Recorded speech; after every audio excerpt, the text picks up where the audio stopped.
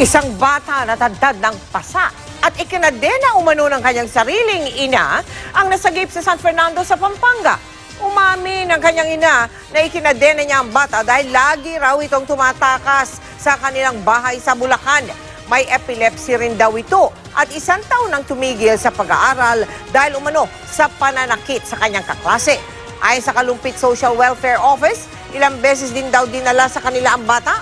Pero taliwas sa kwento ng ina, ang sabi raw ng bata ay nabiktima siya ng hit and run. Lumalabas din sa isang pagsusuri na walang indikasyon ng epilepsy ang bata.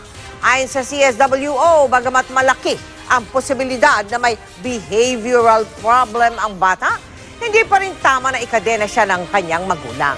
Kaya napagkasunduan nilang dalhin muna sa isang shelter ang bata para mabigyang atensyong medikal at sumailalim pa sa karagdagang test at counseling.